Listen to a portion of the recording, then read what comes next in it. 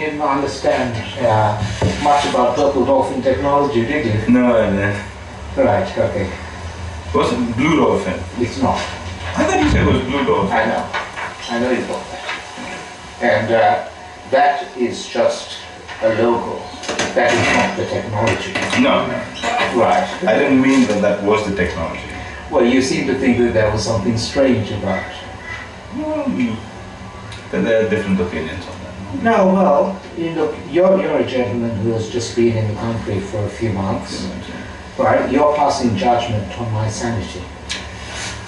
You are. It's just giving my opinion. Yeah, but you're passing judgment on my sanity. And I have to point out that I'm a 52-year-old doctor, 53-year-old doctor, who graduated in this country. I had many years of experience. And I think, frankly, it's a little bit presumptuous of you to be saying that I'm insane because you failed to understand the nature of the work that I do. You failed to understand. Not a little bit presumptuous, extremely presumptuous. I'm difficulty talking, but I'll explain. This was recorded about 10 years ago, and they didn't take me off. It was obviously an illegal involuntary treatment order, and that's why I can't talk properly, because we've known for decades that dopamine blocking drugs damage the brain. Specifically, they damage the limbic system, the basal ganglia, and the frontal lobes. The real suffering was not during the time I was actively injected, but when the poison was coming out of my system, detox. Now, I'll also point out that they had me, they locked me up in the HDU, double locked area, which is supposed for people with major mental problems whose behavior dictates it. It doesn't. You're locked up with a whole lot of other black guys, according to their justification. And this guy's name is PARKAR, P-A-R-K-A-R. He qualified in India, then went to standard practice to England, and then came to Australia. And this fellow, Major Leonard Darwin, the person who's been giving me injections for 10 years. And when I had problems with my speech, he said, oh, it's very distressing. Not fucking distressing for him. He's the one who caused it. Then I found out that he's a born-again Christian who's also the chairman of a French Catholic charity called l'Arche. And l'Arche was established by a guy called Jean Villiers. Jean Villiers is being lined up for sainthood and a Nobel Peace Prize. Then he died and it came out that he had been sexually molesting his staff. They didn't say anything about the children, but that doesn't mean that they didn't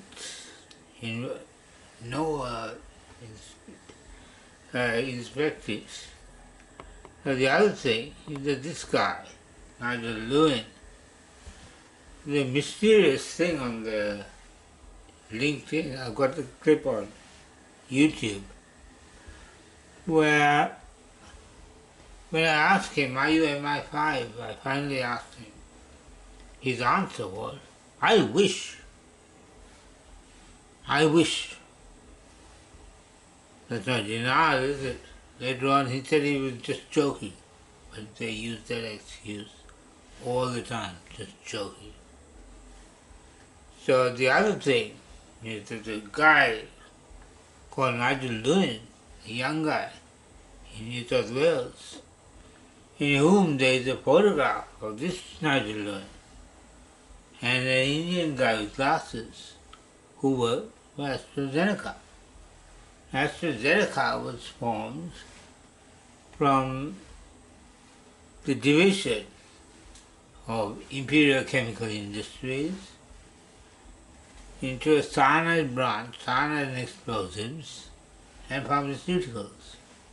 The pharmaceuticals went as AstraZeneca. The explosives division became Orica, headquartered in Melbourne, which is where Ben Lochtenberg was. And Ben Lochtenberg was behind the ill-fated attempt to set up a private university, Melbourne University private. Ben Lochtenberg was in charge. And Ben Lochtenberg was also a magnate of an aluminium company.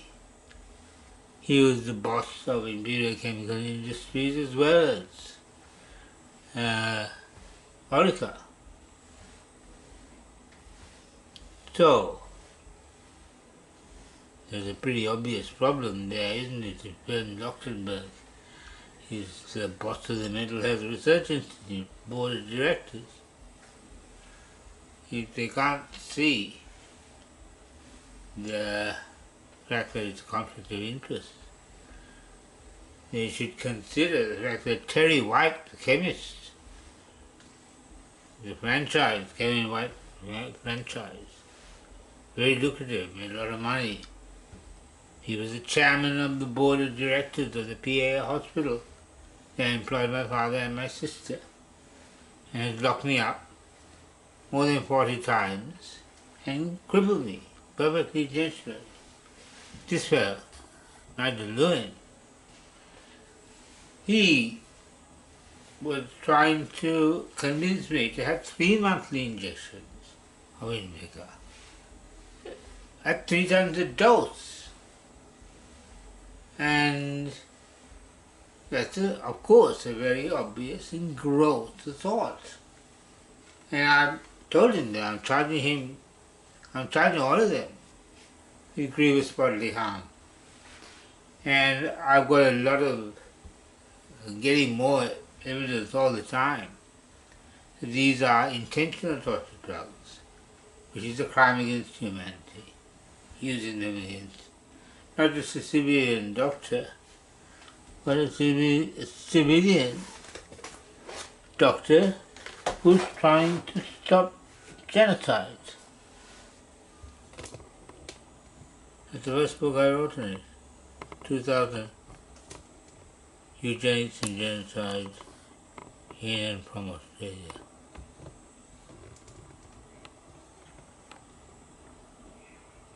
My full name is Dr. Romy Siriratna Algaratnam Arya Chakravarti, Jaguars, Dr. Ram Chakravarti. Now, that was the first book I wrote on eugenics.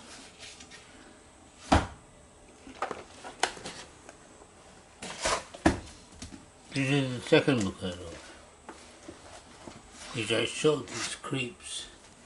You get to see in the text how much they care about it.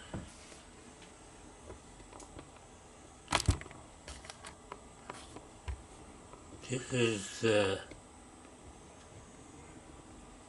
second version. It's 600 pages long.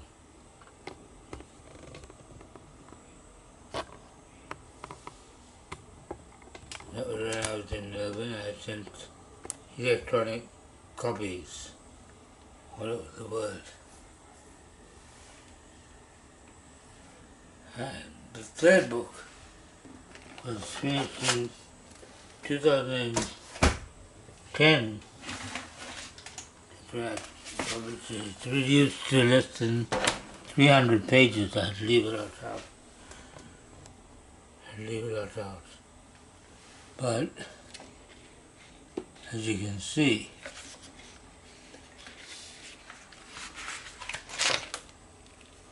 It's very logical and rational.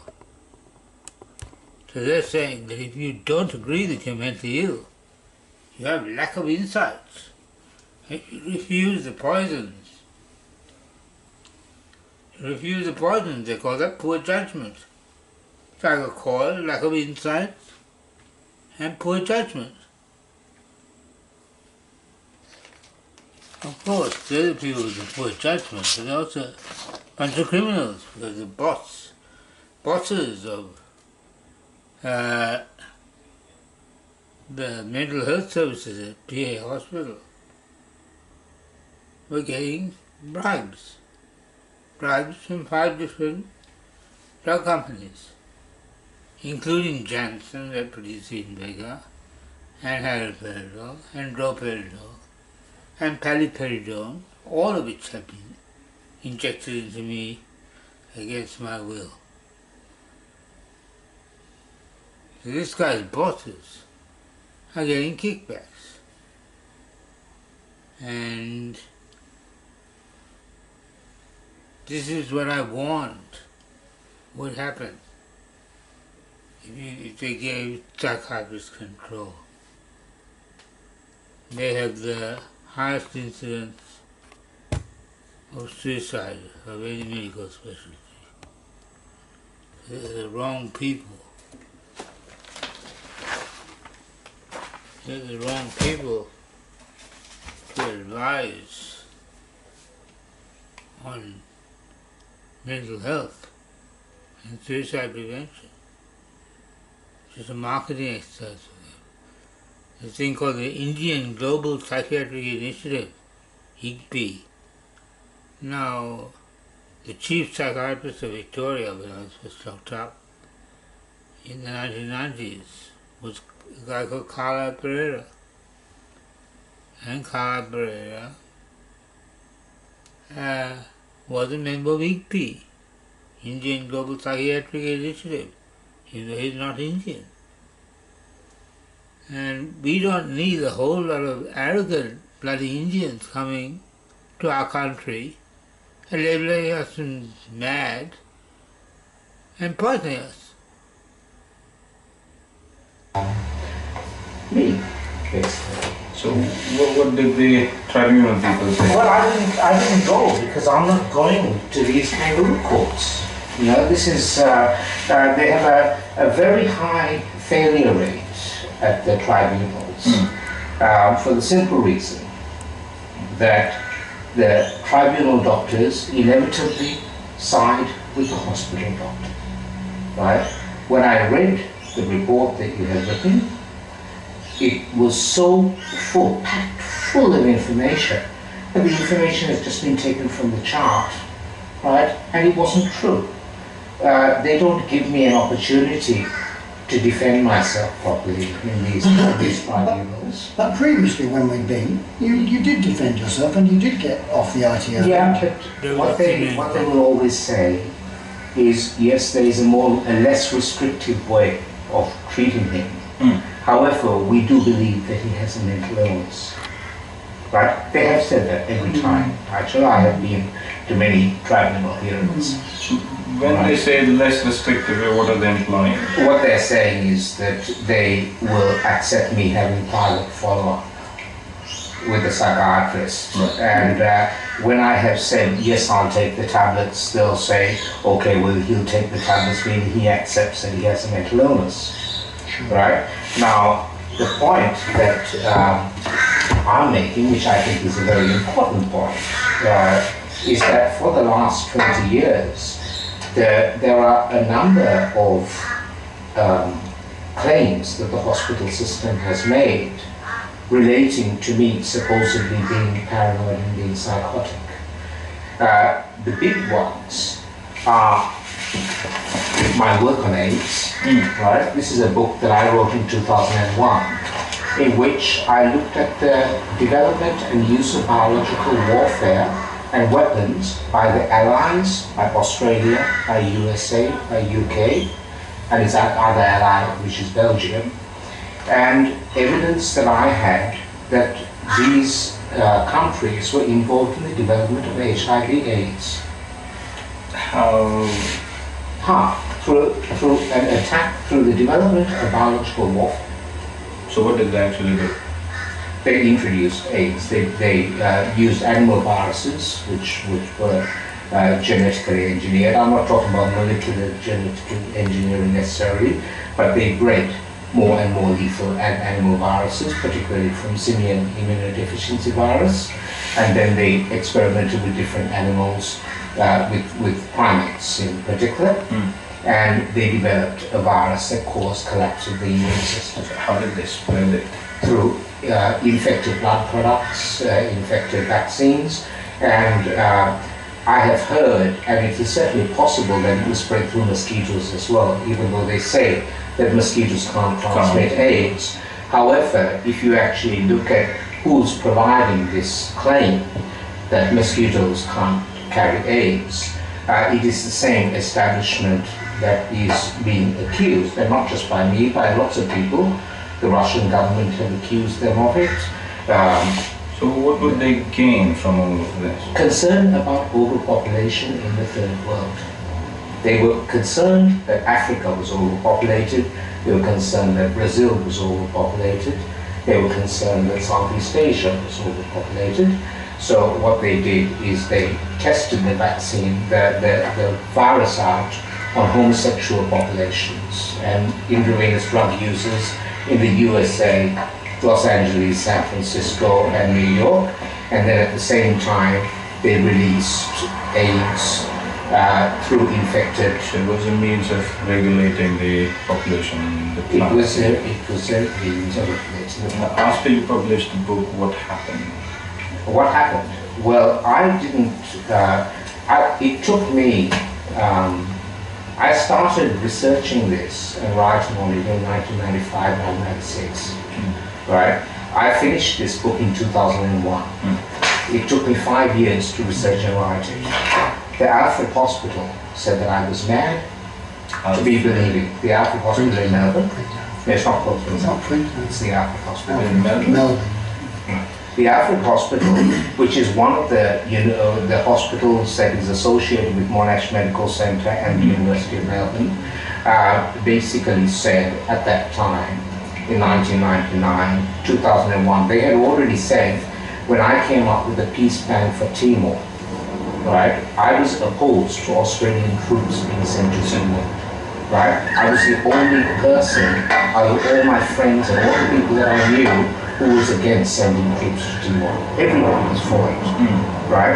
I was strongly against it because in my assessment, the Australian government were more interested in the Timor Gap and the oil in the Timor Sea, right? You have to understand that I have got an understanding of the politics of these things. They said, and it was a Jewish doctor I was working for at that time, said that I had schizoaffective disorder. So you were working with this? I was working and doing sessions for this guy. His name was A.B. Mass. And he basically referred me into a whole bunch of Jewish doctors who said that my peace plan for Timor was a thought disorder document sent to various parties. Now I've actually got a copy of the peace plan for Timor. It's not in the least bit thought disordered, and I have uploaded me discussing my peace plan for Timor with Sarah onto YouTube, so anyone can see it, okay? Now, what I'm saying is once I was in there, they then said that my work on AIDS was evidence of paranoid schizophrenia, right? And did they read the book? They refused to read the book, right? That's what I got angry about, is that they have, without reading the book, they might look at it, first page, oh yeah, well this is what Paul Schneider did when I showed it to him, because I'd already written the book by the time I first met Paul Schneider. He looks through it like this, up to that one, secret police systems in Australia. It says, and there's another one that is called Contributions from the Mining Industry. He says, oh, catchy titles. That's not good enough. If they're going to be judging my sanity on the basis of what I'm supposed to have said about AIDS, the least they can do is read the book. right? And So that was fair enough, isn't it? well, and I have published an edited version of this book on YouTube. I've made lots of documentaries which are presenting the work. I've got folders and folders of research that I've done on biological warfare, tropical medicine, the way the British and the Anglo-American people during the Cold War, the germs that they were using. I researched it over the internet myself, right? I've spent years and years researching this. I'm the only doctor who's actually doing this sort of work, certainly in Australia. In other parts of the world, there are people who are looking at this sort of thing, right? But for me, as a medical doctor, saying, look, the medical profession in Australia has become corrupted as a result of this Cold War mentality, right? Where anyone who was a communist, people from the Third World were all demonized, right? I've seen this happening regarding Sri Lanka, I've seen it happening regarding Iran, I've seen it happening regarding Syria, right? I've seen it happening regarding Zimbabwe, right? They pick they tend to be the political enemies of England, right? And the political enemies of America. Over in this country, Winston Churchill is seen as a great hero, right? From my background in Sri Lanka, Winston Churchill was not seen as a hero.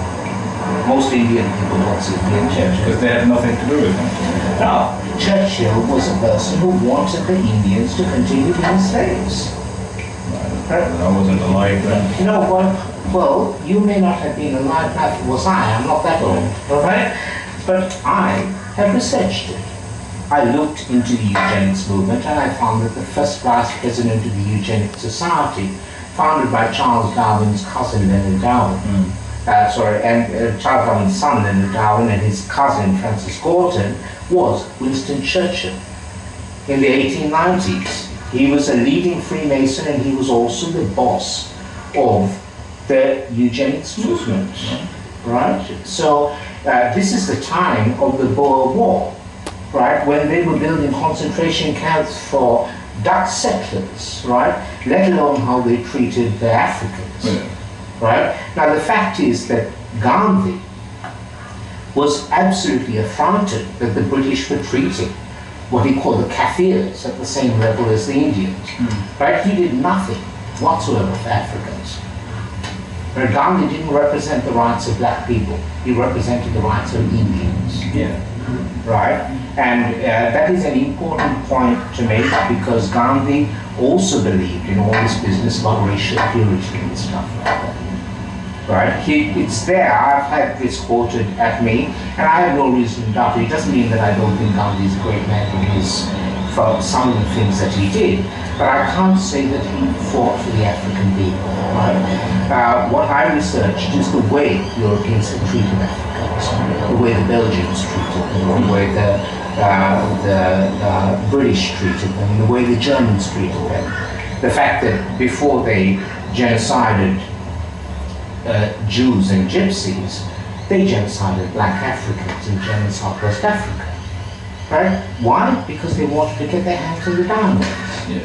Right? So what I'm saying is I have got a rich and broad knowledge of the history of colonialism. Right? Based on my understanding and knowledge of what the colonials did in Africa, it should come as no surprise that they introduced AIDS. Right? And it's not just AIDS. They have used biological warfare against tropical populations. Right?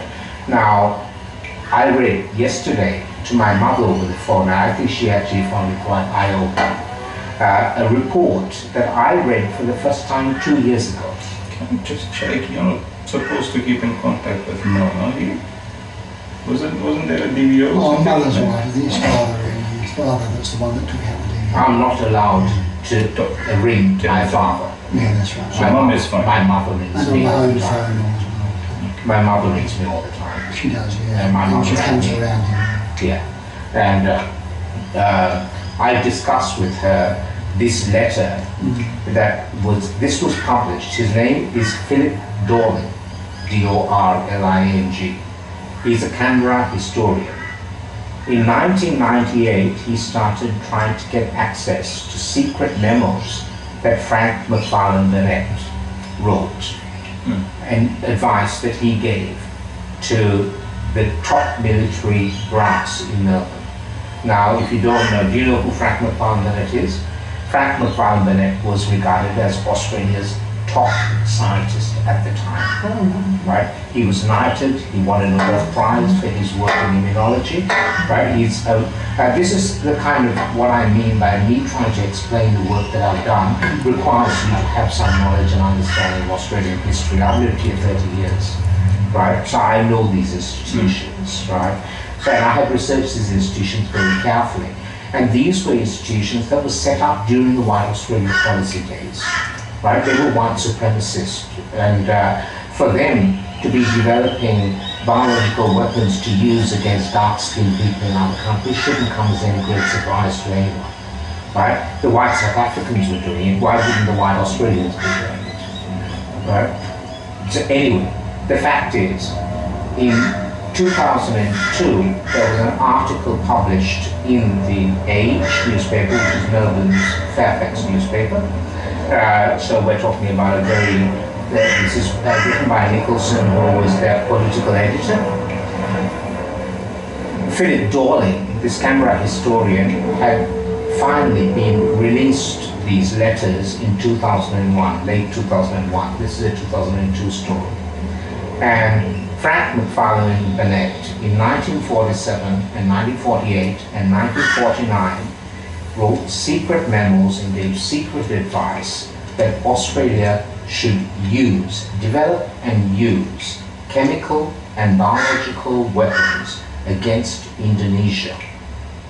Specifically targeting, giving them infectious diseases, spreading infectious diseases through water supplies, targeting their food supplies. Right? Now my mother found this she said, my God, that's so evil. Right? Now, you're not reacting in the same way. Right? You're not. I'm not. No. You're not reacting in the same way.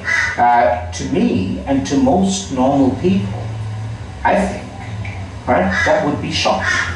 It's a shocking idea to be using chemical and biological weapons against poor civilian populations in our nearest Asian neighbor. So when you don't react and you don't seem to think that it's wrong, is it because you don't believe me, or is it because you don't think that it's a serious matter? Well, I won't say that it is not a serious matter. The thing is, what can I do about it? What can you do about it? You can inform yourself about the history of Australian institutions. You have duly done. No, but the point is, to me, your position on this is completely insane. Right? So that is my judgment as a doctor, is that my mother's reaction was actually a normal reaction, which is to be horrified. No, my reaction is I'm not surprised. Right, okay. Well, the point... Because I'm sure that people do these things. We collect many things.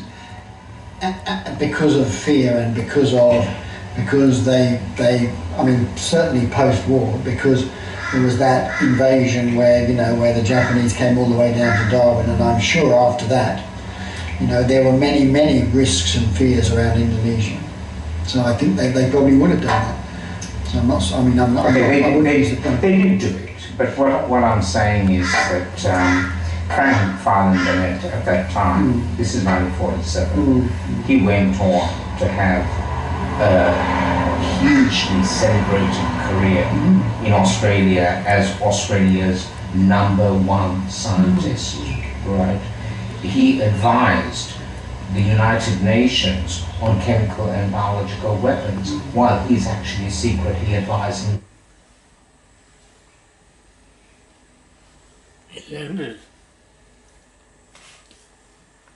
knows more, but that'll do, because I have to say it's pretty incriminating against these guys.